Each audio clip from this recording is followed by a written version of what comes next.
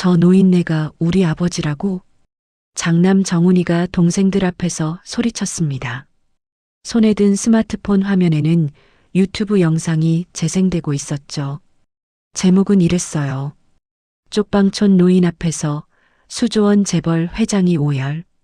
화면 속 허름한 병실. 페인트가 벗겨진 천장 아래 낡은 침대에 누운 초라한 노인이 있었습니다. 그 앞에 양복 입은 사람들이 무릎을 꿇고 있었어요. 김정수 선생님, 20년 동안 찾았습니다. 노인의 눈에서 눈물이 흘러내렸습니다. 떨리는 목소리로 한마디를 내뱉었어요. 배가 들어왔구나. 댓글창이 난리였습니다. 저게 무슨 상황이야? 저 할아버지가 누군데? 재벌 회장이 왜 무릎을 꿇어? 조회수는 실시간으로 치솟고 있었죠. 장남 정훈이가 부들부들 떨었습니다. 저 노인이 우리 아버지야. 3년 전에 우리가 내쫓은 아버지라고. 동생들 얼굴이 하얗게 질렸어요. 그는 동네에서 홍콩김이라 불렸습니다. 10년간 홍콩에 배들어오면이라는 말만 되뇌던 허풍쟁이였죠. 미친놈, 사기꾼, 헛소리쟁이. 자식들마저 등을 돌렸습니다. 그런데 그 배가 진짜 들어왔어요. 수천억을 싣고. 자, 지금부터 그 특별한 사연이 무엇이었는지 지금 바로 시작해 보겠습니다. 저는 올해 72입니다. 사람들은 저를 홍콩김이라고 불러요. 본명은 김정수인데 이 별명이 붙은 지도 벌써 10년이 넘었네요. 처음엔 조롱 섞인 이름이었죠. 지금도 마찬가지고요. 제 이야기를 하려면 20년 전으로 거슬러 올라가야 합니다. 그때 저는 작은 무역회사를 운영하고 있었어요. 잘 나갈 때는 직원이 15명까지 있었죠. 아내와 새 아이, 번듯한 아파트. 남들 보기에 성공한 가장이었습니다.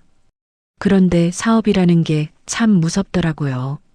거래처 사장이 부도를 내면서 저도 연쇄로 무너졌어요. 받을 돈은 못 받고 갚아야 할 돈만 산더미처럼 쌓였습니다. 매일 빚쟁이들이 찾아왔어요. 사무실에도 오고 집에도 오고 아이들 학교 앞에까지 나타났죠. 그러던 어느 새벽이었습니다. 저는 현관에서 신발을 신고 있었어요. 도망치는 거였죠. 비겁하게. 그때 막내 정우가 현관으로 나왔습니다. 10살 무렵이었어요. 눈이 마주쳤는데 저는 아무 말도 못했습니다. 그냥 그 아이 머리를 한번 쓰다듬고 문을 나섰어요. 그게 마지막이었습니다. 홍콩행 비행기를 탔습니다. 왜 홍콩이었냐고요? 거기 아는 사람이 있었거든요. 예전에 거래하던 바이어가 일자리를 구해준다고 했었죠. 물론 그것도 거짓말이었습니다. 도착해보니 그 사람은 연락이 안 됐어요. 저는 홍콩 공항에 덩그러니 혼자 남겨졌습니다. 그때부터 진짜 바닥 인생이 시작됐어요.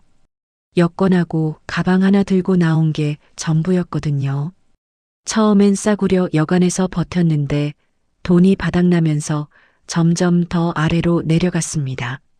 나중엔 항구 근처 허름한 식당에서 설거지 일을 얻었어요. 하루 종일 기름때 묻은 그릇을 닦으면 구석에서 잠을 재워줬거든요. 힘들었냐고요? 힘들었죠. 그런데 이상하게 후회는 안 들었어요. 한국에 있었으면 빚쟁이들한테 무사하지 못했을 테니까. 적어도 여기선 아무도 저를 몰랐습니다. 그냥 이름 없는 초로의 한국인. 그게 차라리 편했어요. 그렇게 3년쯤 지났을 때였습니다. 제가 일하던 식당에 젊은 사람이 하나 찾아왔어요. 중국인이었는데 한국말을 잘했습니다. 알고 보니 한국에서 유학한 적이 있대요. 그 친구 이름은 리웨이라고 했어요. 28살이었는데 눈빛이 참 인상적이었습니다. 지쳐 있는데 뭔가를 붙잡으려는 그런 눈이었죠. 리웨이는 전기자동차 회사를 만들겠다고 했어요. 지금이야 전기차가 흔하지만 그때만 해도 다들 미친 소리라고 했거든요. 그 조그만 배터리로 커다란 차가 굴러간다고? 사람들은 믿지 않았습니다. 그런데 리웨이는 확신에 차 있었어요. 10년 안에 세상이 바뀔 거라고, 전기차 시대가 온다고. 문제는 돈이었어요. 리웨이는 투자자를 찾아 홍콩까지 왔는데 사기를 당했다고 했습니다. 소개해준다던 사람이 투자금을 들고 잠적해버린 거예요. 여비도 숙박비도 다 날렸고 내일 당장 잘 데도 없다고요. 그 친구가 제 앞에서 고개를 떨구고 있었습니다. 저는 그 모습을 보면서 이상한 기분이 들었어요. 오래전 제가 처음 사업 시작할 때가 떠올랐거든요. 아무것도 없이 맨주먹으로 부딪히던 그때 저도 저런 눈을 하고 있었겠구나 싶었죠. 저는 그동안 모은 돈을 전부 꺼냈습니다. 왜 그랬는지 저도 모르겠어요. 3년 동안 설거지해서 모은 돈이에요.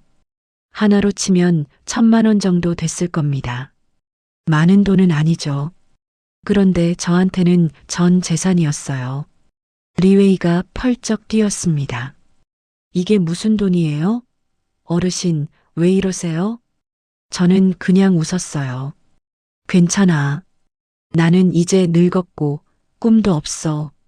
근데 자네는 달라. 자네 눈에는 아직 불이 있어. 그 불 꺼지기 전에 해봐. 리웨이가 물었습니다. 어떻게 갚죠? 저는 손을 저었어요. 갚긴 뭘 갚아? 나중에 크게 되면 밥 한 끼 사줘. 그러면 돼. 그런데 리웨이가 고개를 저었습니다. 그러고는 주머니에서 종이를 꺼내 뭔가를 적더라고요. 선생님 성함하고 여권번호 좀 불러주세요. 하도 성화를 부리길래 그대로 불러줬습니다. 선생님, 이건 투자금입니다. 선생님의 피 같은 이 돈으로 반드시 성공하겠습니다. 성공해서 반드시 찾아뵙겠습니다. 자기 사인을 적더니 반으로 종이를 찢어 저에게 주었습니다. 저는 그 종이를 받아들고 피식 웃었어요. 지분이라니. 아직 회사도 없는데 무슨 지분이야. 그냥 고맙다는 인사 치르려니 했죠. 그 종이를 여권 사이에 끼워두고 잊어버렸습니다. 그게 제 배의 시작이었어요. 물론 그때는 몰랐죠. 리웨이가 떠나고 저는 다시 일상으로 돌아갔습니다. 설거지하고 바닥 닦고 구석에서 자고 그렇게 또 7년이 흘렀어요. 홍콩에서 총 10년을 보낸 겁니다. 그동안 가족 생각을 안 한 건 아니에요. 아내가 어떻게 됐을까? 아이들은 잘 크고 있을까? 매일 밤 잠들기 전에 떠올랐죠. 그런데 연락은 못했습니다. 무슨 면목으로 연락해요. 빚더미 남겨두고 도망친 놈이. 그러다 소식을 들었어요. 관광 온 친구와 우연히 마주쳤거든요. 홍콩이 본래 좁잖아요. 아내가 세상을 떠났다고 하더라고요. 저 때문에 고생하다가 병이 났대요. 제가 도망친 뒤로 빚쟁이들한테 시달리다가 결국 몸이 망가졌다고요. 그 소식을 듣고 저는 한동안 아무것도 못했습니다. 식당 구석에 쭈그리고 앉아서 멍하니 벽만 쳐다봤어요. 내가 죽인 거나 마찬가지구나. 그 생각밖에 안 들었습니다. 그때부터 저는 한국으로 돌아가기로 마음먹었어요. 도망쳐서 뭐가 달라졌냐고요? 아무것도 안 달라졌어요. 오히려 더 비참해졌죠. 적어도 아이들 앞에서 무릎이라도 꿇어야겠다 싶었습니다. 10년 만에 한국 땅을 밟았을 때 저는 빈손이었어요. 가진 거라곤 낡은 가방 하나, 그 안에 오래된 양복 한 벌. 그게 전부였습니다. 장남 정훈이를 제일 먼저 찾아갔어요. 얼마 안 있으면 40줄이더군요. 제가 떠날 때는 휴학하고 군대에 가 있었죠. 정훈이는 저를 보더니 한참을 말이 없었습니다. 그러다 물었어요. 아버지, 왜 왔어요? 미안하다. 그 말밖에 못했습니다. 정훈이는 한숨을 쉬더니 일단 들어오시라고 하더라고요. 며칠 뒤에 딸 정미도 만났어요. 둘째인데 시집을 갔더라고요. 정민은 저를 보자마자 울었습니다. 엄마가 얼마나 고생했는지 알아요? 아버지 때문에 우리가 얼마나 힘들었는지 알아요? 저는 그냥 아무 말도 못했어요. 입이 10개라도 할 말이 없었습니다. 막내 정우는 제일 나중에 만났습니다. 10살 무렵 헤어졌으니 이제 20대 초반이 됐더라고요. 정우는 저를 한참 동안 쳐다봤어요. 그러다 물었습니다. 아버지, 그동안 많이 힘들었지요? 그 한마디에 저는 그만 울어버렸습니다. 장남도 딸내미도 안 물어본 말이었거든요. 정우만 물어봤어요. 아버지가 힘들었냐고. 처음엔 장남 정훈이네 집에서 지냈습니다. 무슨 생각인지 정훈이가 자기가 모시겠다고 했거든요. 물론 제가 홍콩에서 번 수중의 돈 전부를 장남에게 다 맡기기도 했습니다. 효자 노릇을 하겠다는 건지 아니면 다른 생각이 있는 건지 그때는 잘 몰랐어요. 나중에 알았죠. 혹시 제가 뭔가 숨겨온 게 있지 않을까 그런 기대였다는 걸. 어느 날 정훈이가 넌지시 물었습니다. 아버지, 홍콩에서 10년이나 계셨는데 뭐 해놓은 거 없으세요? 저는 웃으며 대답했어요. 없긴 왜 없어? 있지. 홍콩에 배 들어오면. 배요? 무슨 배요? 저는 대답 대신 창밖을 바라봤습니다. 그리고 혼잣말처럼 중얼거렸어요. 홍콩에 배 들어오면 다 좋아질 거야. 그게 시작이었습니다. 그날부터 저는 힘들 때마다 그 말을 했어요. 홍콩에 배 들어오면 무슨 뜻이냐고요? 저도 정확히는 몰라요. 그냥 그 말을 하면 마음이 좀 편해졌거든요. 언젠가 뭔가 올 거라는 그런 막연한 희망 같은 거였죠. 정훈이는 처음에 제 말을 고지곳대로 믿었어요. 배라고 하니까 뭔가 있는 줄 알았겠죠. 재산이든 사업이든 아니면 숨겨둔 돈이든. 그래서 더 잘해줬습니다. 좋은 방도 내주고 용돈도 주고 딸 정미도 가만히 있지 않았어요. 무슨 소문이라도 들었는지 오빠한테 질 수 없다 싶었는지 친정아버지 모시겠다고 나섰죠. 번갈아 지내시라고요. 제가 뭔가 갖고 있을 거라는 기대 둘 다 똑같았습니다. 그런데 1년이 지나도 배는 오지 않았어요. 2년이 지나도 3년이 지나도 저는 여전히 홍콩에 배 들어오면이라는 말만 했고 정훈이와 정민은 점점 지쳐갔죠. 4년째 되던 해였습니다. 정훈이가 폭발했어요. 아버지, 배가 도대체 뭐예요? 3년 내내 같은 말만 하시잖아요. 배가 뭔데요? 어디서 뭐가 오는 건데요? 저는 대답하지 않았습니다. 아니, 못했어요. 솔직히 저도 잘 몰랐거든요. 그냥 그 말을 하면 버틸 수 있었어요. 정훈이가 소리쳤습니다. 아버지 진짜 미쳤어요? 치매 아니에요? 무슨 배요? 배 같은 거 없어요. 아버지가 홍콩에서 뭐 했는지 알아요? 설거지밖에 안 했잖아요. 그 말에 저는 멈칫했습니다. 정훈이가 뭔가를 알아낸 거였어요. 흥신소에 조사 의뢰했어요. 아버지 홍콩에서 10년간 뭐 했나? 결과 알아요? 막노동이랑 설거지예요. 사업 같은 거 없어요. 투자도 없고 재산도 없고 그냥 거지처럼 살다 오신 거예요. 배 같은 거 처음부터 없었어요. 저는 아무 말도 못했습니다. 사실이니까요. 홍콩에서 제가 한 거라곤 살아남는 것뿐이었어요. 배 같은 건 저도 믿지 않았습니다. 그냥 버티기 위한 말이었거든요. 정훈이가 냉정하게 말했습니다. 아버지, 이제 그만하세요. 저도 더는 못 모시겠어요. 누나한테 가시든지 정우한테 가시든지. 딸 정미도 똑같았습니다. 소문이 퍼졌거든요. 홍콩 긴 배가 없다더라. 그 양반 헛소리만 한 거래. 정미가 전화로 퉁명스럽게 말했어요. 아빠, 나도 바빠. 시댁 눈치도 봐야 하고. 정우 집으로 가셔. 그렇게 저는 막내 정호 집으로 가게 됐습니다. 정호는 반지하 단칸방에 살고 있었어요. 형과 누나가 별로 도움도 안 주고 근근히 택배와 배달일로 생계를 꾸렸습니다. 물론 아무 꿈이 없던 녀석은 아니에요. 학비를 모아 대학에 가서 건축 설계를 하고 싶어 했거든요. 아버지, 죄송해요. 당분간 저랑 같이 지내요.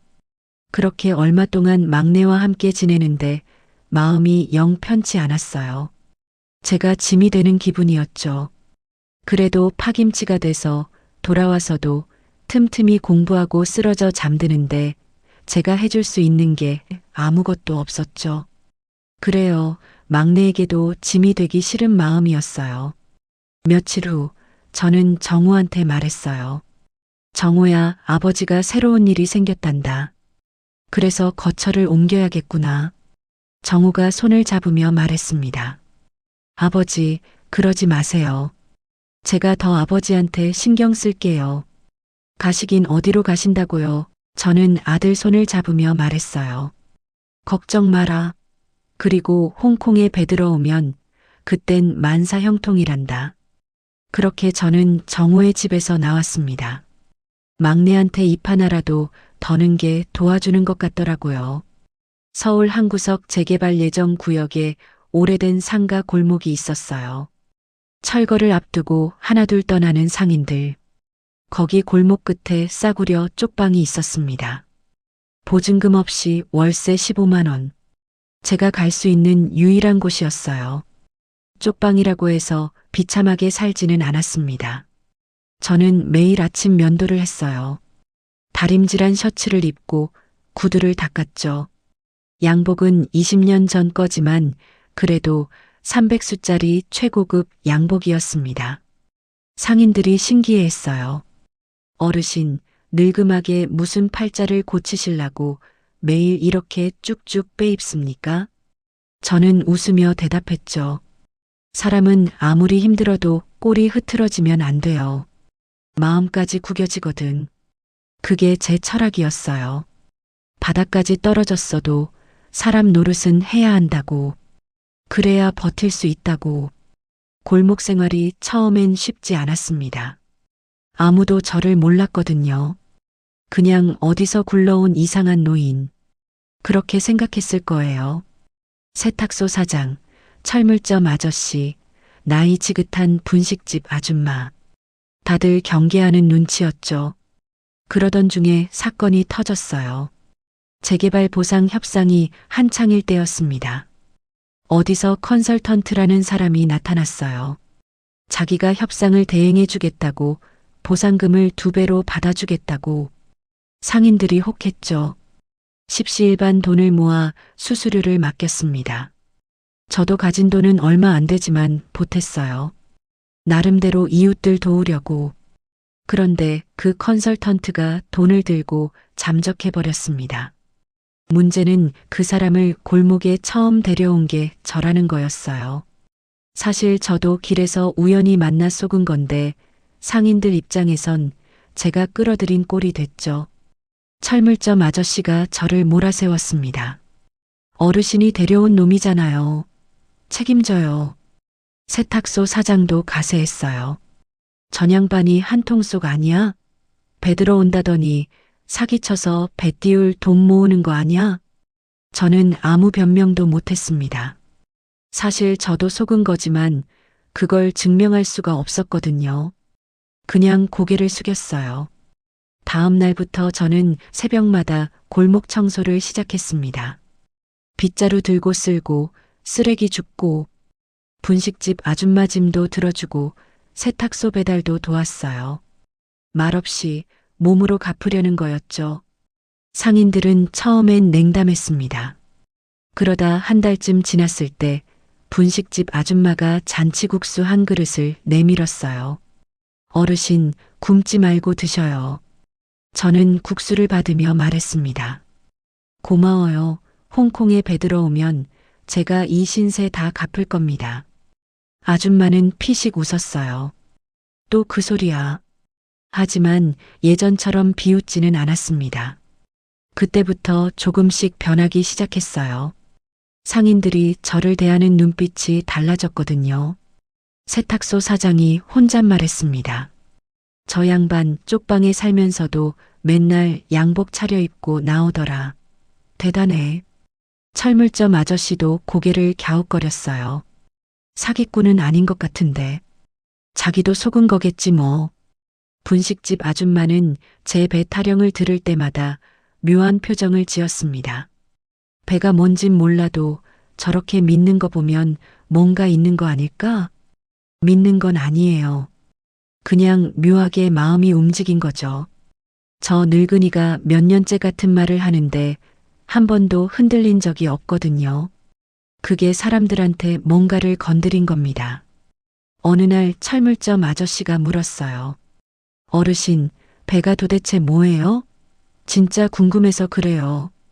저는 웃으며 대답했습니다. 알면 다쳐요. 그렇지만 그 배 생각하면서 오늘을 버티는 거예요. 그거면 되지 않아요? 아저씨는 멍하니 저를 쳐다봤어요. 그러다 한마디 했습니다. 나도 배 하나 있으면 좋겠네요. 그렇게 말하면서 슬쩍 웃더라고요. 골목 생활이 3년째 접어들 무렵이었습니다. 저는 그동안 꾸준히 청소도 하고 심부름도 하고 상인들 도와가며 살았어요. 처음엔 사기꾼 취급하던 사람들이 이젠 인사도 건네고 밥도 나눠주고 그래도 배 타령은 여전히 웃음거리였지만요. 그러던 어느 날 장남 정훈이한테서 연락이 왔습니다. 아버지, 할 말 있어요. 만나요. 만나자마자 정훈이가 서류 뭉치를 내밀었어요. 뭐냐고 물으니까 상속 포기 서약서래요. 저는 어이가 없었습니다. 이게 뭐냐? 정훈이가 무표정하게 말했어요. 아버지, 솔직히 말씀드릴게요. 흥신소에서 추가 조사했는데 아버지 홍콩에서 빚도 있으시더라고요. 저희가 알아보니까 채무가 더 있을 수도 있대요. 저랑 정민은 상속 포기하기로 했어요. 상속 포기? 내가 물려줄 게 뭐가 있다고. 정훈이가 헛기침을 했습니다. 그러니까요. 아버지 살아계실 때 혹시 채권자들이 저희한테 추심이라도 하면 곤란하잖아요. 그래서요, 여기 동의한다는 서명 좀 해주세요. 아버지가 저희한테 상속 안 하신다는 서약서예요. 저희도 아버지 재산이든 빚이든 아무 상관없다는 거 확실히 해두려고요. 저는 그 서류를 들여다봤습니다. 법률 용어가 빼곡했어요. 요약하면 이거였죠. 김정수의 재산과 채무 일체에 대해 자녀들은 권리와 의무를 포기한다. 웃음이 나왔습니다. 아들이 아버지한테 상속 안 받겠다고 서약서를 들이밀다니. 그것도 내 빚 떠안을까봐 무서워서. 알았어. 서명해 줄게. 저는 펜을 들었습니다. 손이 떨렸지만 꾹 참고 이름을 적었어요. 정훈이가 서류를 받아들며 말했습니다. 아버지, 이게 서로한테 좋은 거예요. 깔끔하게 정리하는 거죠. 그래, 깔끔하구나. 저는 더 이상 대꾸하지 않았습니다. 할 말이 없었거든요. 그날 밤 쪽방에 돌아와서 오래된 여권을 꺼냈어요. 그 사이에 끼워둔 종이 쪽지가 있었거든요. 리웨이가 적어준 거요. 누렇게 바랜 종이에 뭔가가 적혀 있었는데 읽을 수가 없었어요. 글씨가 흐려져서 저는 그 종이를 한참 들여다보다가 도로 끼워 넣었습니다. 의미 없는 종이라고 생각했거든요. 그냥 추억이라고. 그러다 제가 쓰러졌어요. 무리하게 이것저것 돕고 다니다가 몸이 버텨내질 못한 겁니다. 길에서 쓰러진 걸 철물점 아저씨가 발견해서 병원에 실려갔어요. 허름한 구립병원이었죠. 돈이 없으니까. 병실에 누워 있는데 아무도 안 오더라고요. 장남한테 연락했는데 바쁘대요. 딸한테도 연락했는데 시댁일 때문에 못 온대요. 막내 정우만 매일 그 힘든 택배 일과 배달 일을 하는 와중에도 찾아왔습니다. 아버지, 괜찮아요? 괜찮아. 이 정도로 안 죽어. 정우가 사과를 깎아주면서 말했어요. 아버지, 형이랑 누나한테 제가 다시 얘기해 볼게요. 됐어. 쟤들 마음은 이미 떠났어. 내가 고생할 필요 없어. 정우가 눈시울을 붉혔습니다. 저는 그 모습을 보면서 참 기특하다 싶었어요. 어릴 때 자기를 나 몰라라 하고 도망친 아버지인데 원망 한마디 없이 끝까지 곁을 지키는 아이. 세상에 이런 자식이 또 있을까 싶었죠. 그날 밤 저는 정우한테 말했습니다. 정우야, 고맙다. 아버지가 꼭 갚으마. 홍콩에 배 들어오면 정우가 웃으며 대답했어요. 아버지, 저는 배 같은 거 안 바라요. 그냥 아버지가 건강하시면 돼요. 그 말에 저는 눈물이 났습니다. 이 아이한텐 내가 진짜 빚진 거구나. 배가 아니라 마음을 빚진 거라고.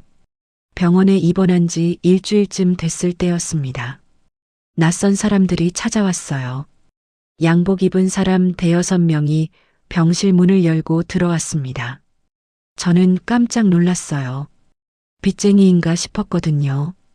20년 전 일이 스치면서 긴장했습니다.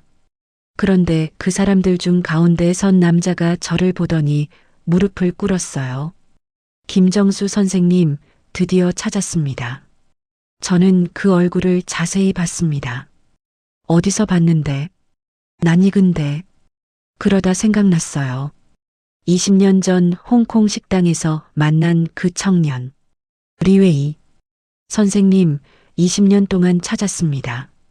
저는 멍하니 그를 바라봤습니다. 그가 말했어요. 저 리웨이예요. 기억하세요? 선생님이 돈 주셨잖아요. 제가 전기차 회사 만들겠다고 했을 때 선생님이 가진 돈 전부를 주셨잖아요. 기억났습니다. 그 젊은이, 눈에 불꽃이 있던 그 청년. 리웨이가 계속 말했어요. 그 돈으로 시작할 수 있었습니다. 그리고 해냈습니다. 지금 제 회사가 중국에서 가장 큰 전기차 회사 중 하나예요. 저는 믿기지 않았습니다. 그게 무슨 소리야? 리웨이가 서류를 꺼냈어요. 선생님이 주신 돈, 저는 투자로 받았다고 했잖아요. 지분 드린다고요. 이 서류가 그 증거예요. 선생님은 우리 회사 창립 주주예요. 20년 동안 그 지분이 계속 불어났어요. 저는 손이 떨렸습니다. 그때 끼워둔 종이 쪽지가 떠올랐거든요. 그게 진짜였어. 인사치레가 아니라 진짜 지분 증서였던 거야. 리웨이가 제 손을 잡았습니다. 선생님, 제가 드릴 게 산더미 같아요. 근데 그보다 먼저 드리고 싶은 게 있어요. 그가 웃으며 말했어요. 밥 한 끼 사드리러 왔어요. 선생님이 나중에 밥 한 끼 사달라고 하셨잖아요.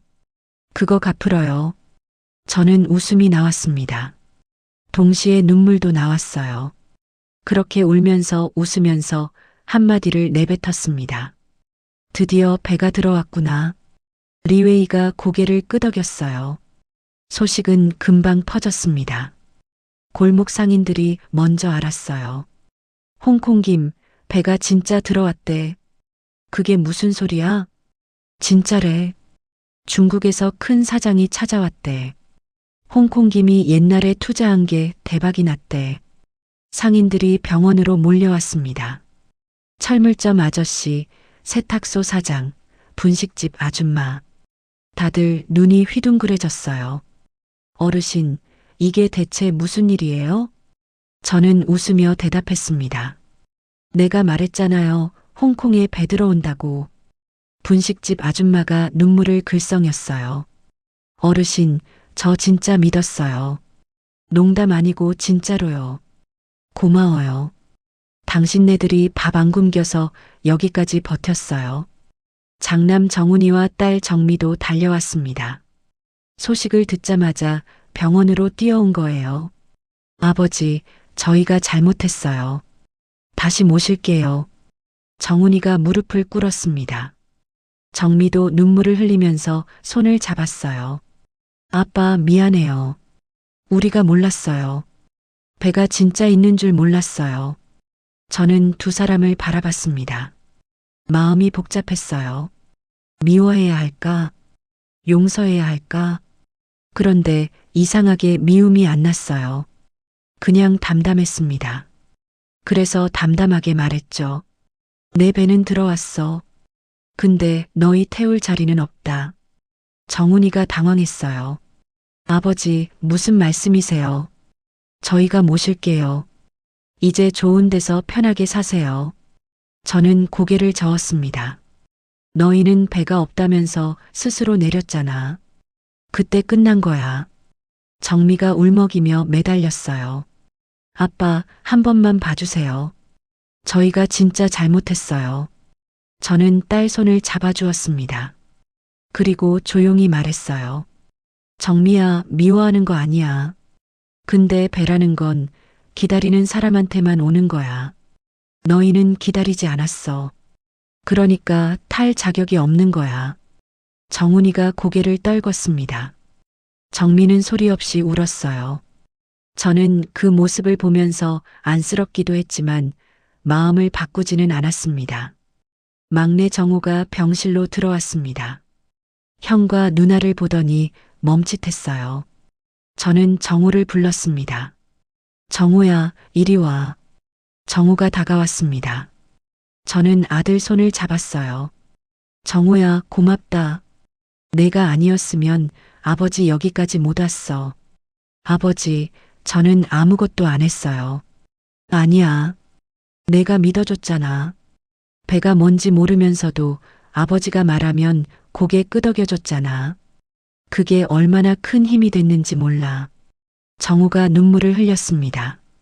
아버지, 저는 그냥 아버지가 좋았어요. 배 같은 거 상관없었어요. 알아. 그래서 내가 배를 탈 자격이 있는 거야. 저는 잠시 생각했습니다. 그리고 리웨이한테 말했어요. 잠깐, 저 애들 일으켜. 정훈이와 정미가 고개를 들었습니다. 눈이 벌겋게 부어 있었어요. 저는 담담하게 말했습니다. 너희한테는 아파트 한 채씩 사주마. 그걸로 끝이야. 정훈이가 멈칫했어요. 아버지, 그게 무슨... 그래도 자식이니까. 굶어 죽게는 안 둘게. 아파트 한 채씩? 대신 그 이상은 없어. 정미가 고개를 숙였습니다. 아빠, 감사합니다. 저는 고개를 저었어요. 고마워할 거 없어. 그냥 마무리라고 생각해라.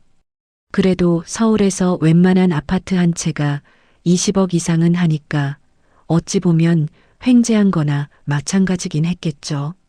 그리고 저는 막내 정우를 바라봤습니다.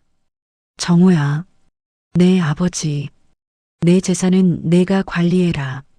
리웨이가 서류 정리해 줄 거야.